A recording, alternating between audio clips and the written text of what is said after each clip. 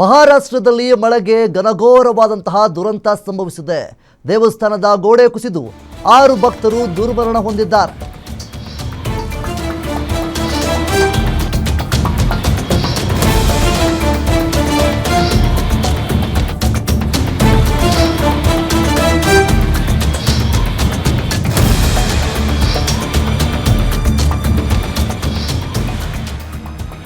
ಮಹಾರಾಷ್ಟ್ರದಲ್ಲಿ ಮಳೆಗೆ ಘನಘೋರವಾದಂತಹ ದುರಂತ ಸಂಭವಿಸಿದೆ. ದೇವಸ್ಥಾನದ ಗೋಡೆ ಕುಸಿದು 6 ಭಕ್ತರು ದುರ್ಮರಣ ಹೊಂದಿದ್ದಾರೆ.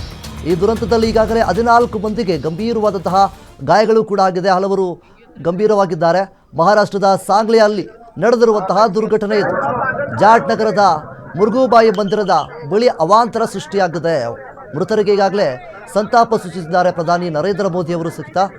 ಮಹಾರಾಷ್ಟ್ರದಲ್ಲಿ ನಡೆದಿರುವಂತಹ ಘನಘೋರವಾದಂತಹ ದುರಂತ ಅಂತ ಹೇಳಿದ್ರು ಕೂಡ ತಪ್ಪಾಗೋದಿಲ್ಲ. ದೇವಸ್ಥಾನದ ಗೋಡೆ ಕುಸಿದು 6 ಭಕ್ತರು ಇಲ್ಲಿ ದುರ್ಮರಣ ಹೊಂದಿದ್ದಾರೆ.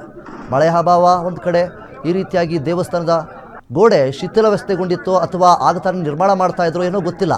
ಆದರೆ ದಿಢೀರನೆ ಈ ರೀತಿಯಾಗಿ ಮಳೆಯ ಪ್ರಭಾವದಿಂದಾಗಿ ದೇವಸ್ಥಾನದ ಗೋಡೆ ಕುಸಿದು 6 ಭಕ್ತರು ದುರ್ಮರಣ ಹೊಂದಿದ್ದಾರೆ. 6 ಭಕ್ತರು ದುರ್ಮರಣ ಹೊಂದು ಜೊತೆಗೆ 14ಕ್ಕೂ ಹೆಚ್ಚು ಮಂದಿಗೆ ಗಂಭೀರವಾದಂತಹ ಗಾಯಗಳು ಕೂಡ ಆಗಿದೆ. ಸದ್ಯದ ಮಟ್ಟಿಗೆ ಅವರನ್ನು ಸ್ಥಳೀಯ ಆಸ್ಪತ್ರೆಗೆ ದಾಖಲಿಸಿ ಚಿಕಿತ್ಸೆಯೊಂದನ್ನು ಸಹಿತ ನೀಡ್ತಾ ಇದ್ದಾರೆ. ಇದೆಲ್ಲದರ ಮಧ್ಯೆ ನರೇಂದ್ರ ಮೋದಿ ಅವರು ಸಹಿತ ಯಾರೆಲ್ಲ ಈ ಒಂದು ದುರ್ಘಟನೆಯಲ್ಲಿ ಸಾವನ್ನಪ್ಪಿದ್ದಾರೆ ಅವರಿಗೆ ಮೃತರಿಗೆಲ್ಲ ಸಂತಾಪವನ್ನು ಸೂಚಿಸಿದ್ದಾರೆ ಪ್ರಧಾನಿ ನರೇಂದ್ರ ಮೋದಿ ಅವರು. ಈಗಾಗಲೇ ಸಾಕಷ್ಟು ಕಡೆ ಈ ರೀತಿಯಾಗಿ ಧಾರಾಕಾರವಾದಂತಹ ಮಳೆಯಿಂದ ಅವಾಂತರಗಳು ಸೃಷ್ಟಿಯಾಗ್ತಾನೇ ಇದೆ. ಮೊನ್ನೆ ನಮ್ಮ ಕರ್ನಾಟಕದಲ್ಲಿ ಈ ರೀತಿಯಾದಂತಹ ಅವಾಂತರ ಸೃಷ್ಟಿಯಾಗಿತ್ತು. ಈಗ ಮಹಾರಾಷ್ಟ್ರದ ಸಾಂಗ್ಲಿ ಎನ್ನುವಂತಹ ಕಡೆ ಘನಘೋರವಾದಂತಹ ದುರಂತ ಸಂಭವಿಸಿದೆ. ದೇವಸ್ಥಾನದ ಗೋಡೆ ಕುಸಿದು 6 ಮಂದಿ ಬಲಿಯಾಗಿದ್ದಾರೆ.